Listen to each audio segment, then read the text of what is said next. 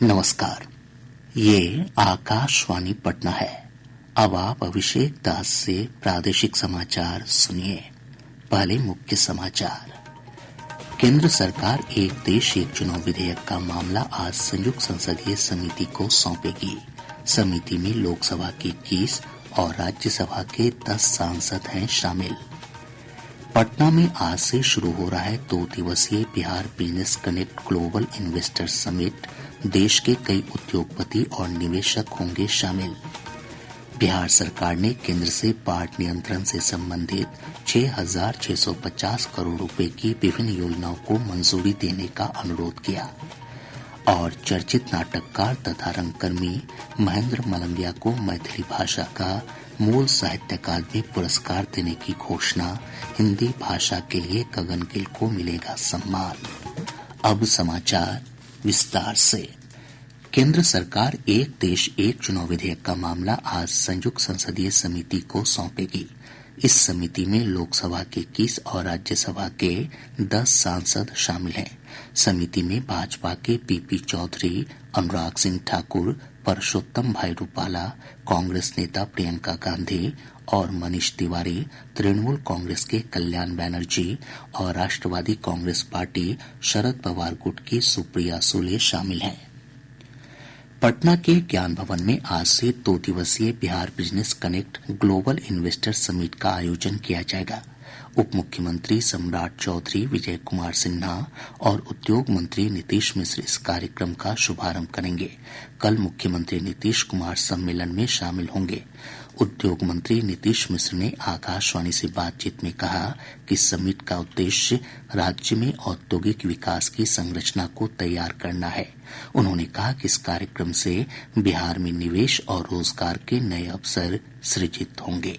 आशा है कि जो बिहार बिजनेस कनेक्ट बहुत ही सफल आयोजन होगा और आने वाले समय में पूरे देश स्तर पर बिहार एक इन्वेस्टमेंट फ्रेंडली स्टेट के तौर पर स्थापित हो सके। देखिए, रजिस्ट्रेशन तो काफी संख्या में हुई है, लेकिन बैठने की व्यवस्था सीमित है, तो उसकी डिपार्टमेंट के द्वारा फिल्टरिंग भी हो रही है। ऑनलाइन जुड़ने का भी प्रावधान रहेगा और जो निवेशक नहीं आ सकेंगे या हम जिनको अकोमोडेट नहीं कर पाएंगे, उनको भी बिहार में अगर रुचि रहेगी तो वो बिहार के निवेश के बारे में हमारी जो इन्वेस्ट की टीम है लगातार उनको मदद करेगी। तो बहुत सारे लोग आ रहे हैं, राउंड टेबल भी है, अलग अलग टेक्निकल सत्र भी है। तो 19-20 2 दिन एक महत्वपूर्ण बिहार के पूरी प्रगति में, बिहार के ग्रोथ के लिए, बिहार में निवेश के लिए और बिहार में एम्प्लॉयमेंट जनरेशन के लिए बहुत महत्वपूर्ण हमारा ये इन्वेस्ट बिहार का कार्यक्रम है। उद्योग विभाग की सचिव वंदना प्रेयसी ने बताया कि इस कार्यक्रम में देश विदेश के कई बड़े उद्योगपति समेत बड़ी संख्या में निवेशक भाग लेंगे। इसका आयोजन का मुख्य उद्देश्य ये है कि हम देश और विदेश के कई निवेशकों को यहाँ बुलाएं और बुलाकर उनसे यहाँ पे उनके साथ MOU करें, ताकि आने वाले सालों में उनके द्वारा बिहार राज्य में अलग अलग जिलों में उनके द्वारा अलग अलग क्षेत्रों में निवेश किया जा सके। बिहार सरकार ने केंद्र से बाढ़ नियंत्रण से संबंधित 6,650 करोड़ रुपए की विभिन्न योजनाओं को मंजूरी देने का अनुरोध किया है। जल संसाधन मंत्री विजय कुमार चौधरी ने नई दिल्ली में केंद्रीय वित्त मंत्री निर्मला सीतारामन से मुलाकात कर उन्हें इस संबंध में मांग पत्र सौंपा। मांग पत्र में प्रस्तावित योजनाओं की तत्काल स्वीकृति के लिए संबंधित प्राधिकार को आवश्यक निर्देश देने का अनुरोध किया गया है, ताकि समय पर इन योजनाओं का कार्यान्वयन किया जा सके। राज्य सरकार ने राजगीर में विश्व स्तरीय फिल्म सिटी के निर्माण के लिए केंद्र सरकार से 200 करोड़ रुपए की मांग की है। उप मुख्यमंत्री सह कला और संस्कृति मंत्री विजय कुमार सिन्हा ने पटना में संवाददाताओं से बातचीत में ये जानकारी दी। उन्होंने कहा कि फिल्म सिटी का निर्माण होने से राज्य में फिल्म और मनोरंजन उद्योग को बढ़ावा मिलेगा।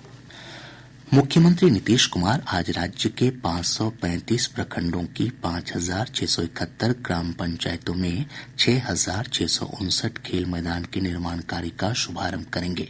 श्री कुमार पटना में आयोजित कार्यक्रम से वीडियो कॉन्फ्रेंस के माध्यम से खेल मैदानों के निर्माण कार्य की आधारशिला रखेंगे। इसके निर्माण पर 638 करोड़ 27 लाख रुपए की लागत आएगी। वहीं श्री कुमार आज पटना में ही ग्रामीण सड़कों के रखरखाव की निगरानी के लिए हमारा बिहार हमारी सड़क मोबाइल ऐप का भी लोकार्पण करेंगे। इस ऐप के माध्यम से आम लोग सड़कों से संबंधित शिकायत कर सकेंगे। इसके अलावा मुख्यमंत्री बिहार राज्य पथ परिवहन निगम की 43 नई डीलक्स बस का भी लोकार्पण करेंगे। साहित्य अकादमी ने वर्ष 2024 के अकादमी पुरस्कारों की घोषणा कर दी है। मैथिली साहित्य के चर्चित नाटककार और रंगकर्मी महेंद्र मलंगिया को मैथिली भाषा का मूल अकादमी पुरस्कार देने की घोषणा की गई है। उन्हें यह पुरस्कार उनकी पुस्तक प्रबंध संग्रह के लिए दिया जाएगा।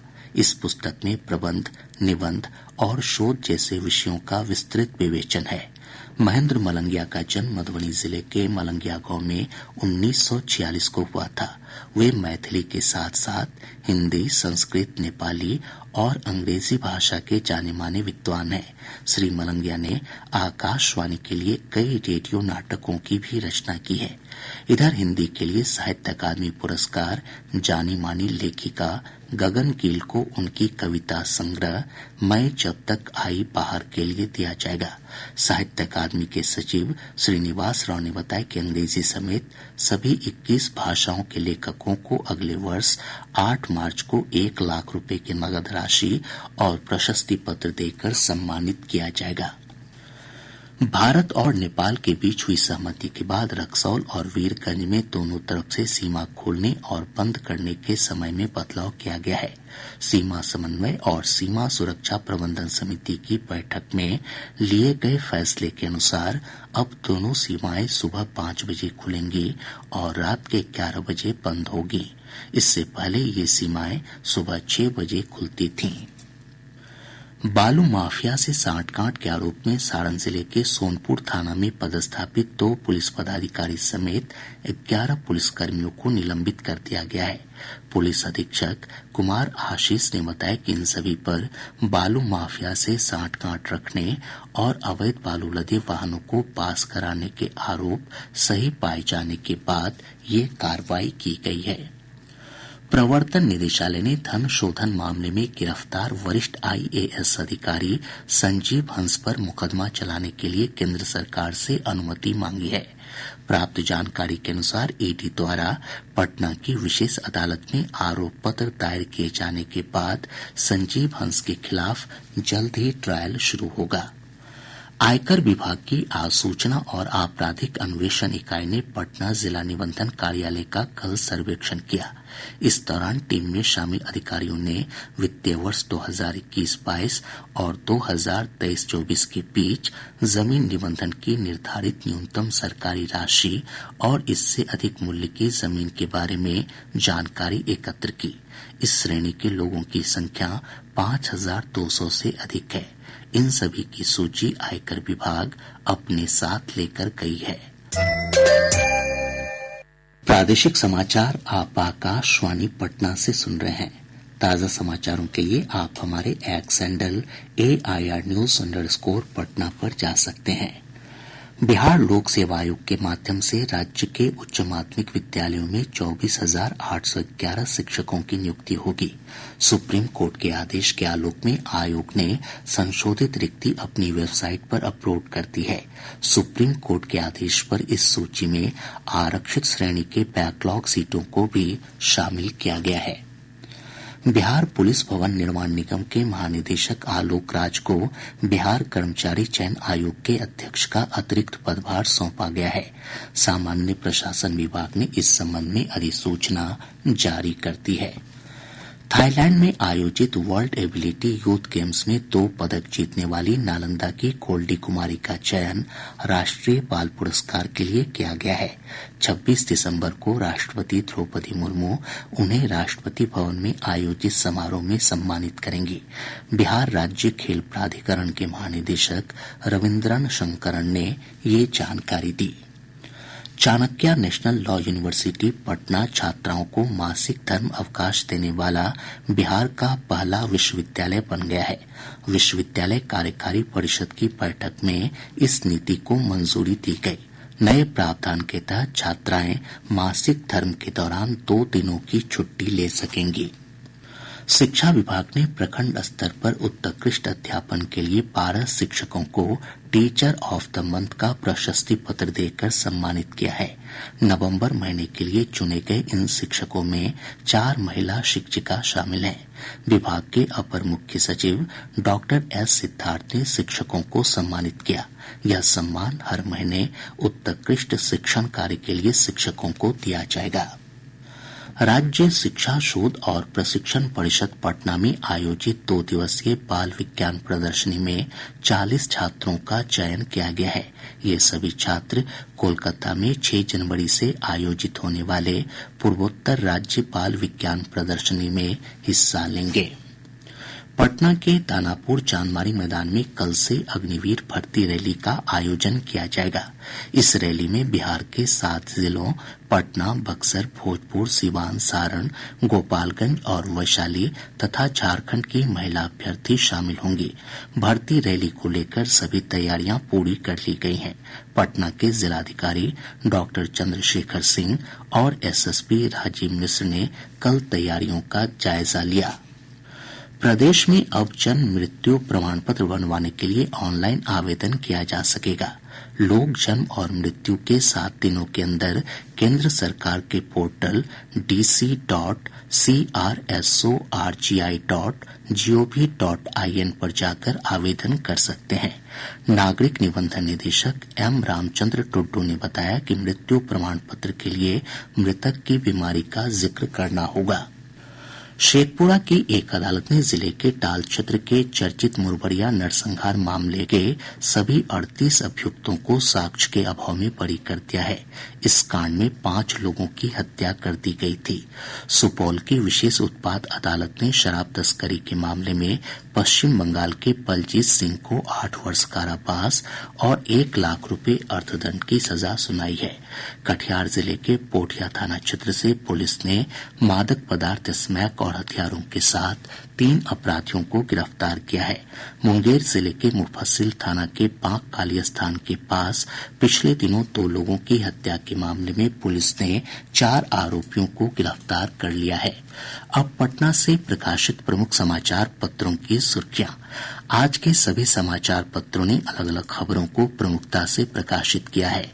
हिन्दुस्तान की सुर्खी है, आम्बेडकर के कथित अपमान पर नरेंद्र मोदी और अमित शाह का विपक्ष को करारा जवाब। दैनिक जागरण ने लिखा है, मुंबई में नौसेना की स्पीड बोट ने मारी बोट को टक्कर, 13 मरे।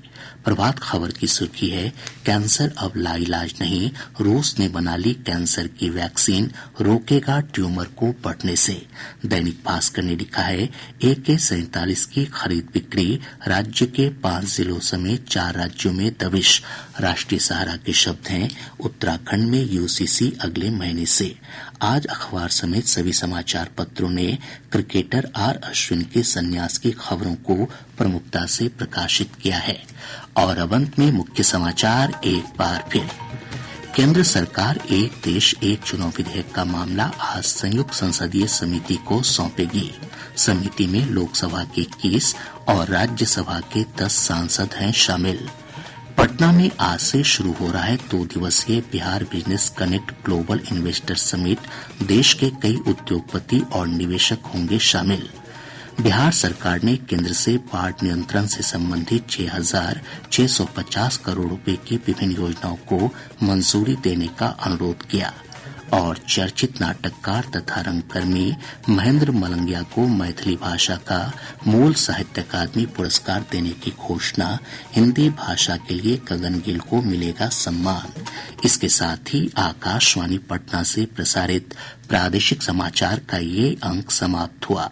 आकाशवाणी पटना से अगला समाचार बुलेटिन दोपहर बाद 3:10 से प्रसारित किया जाएगा।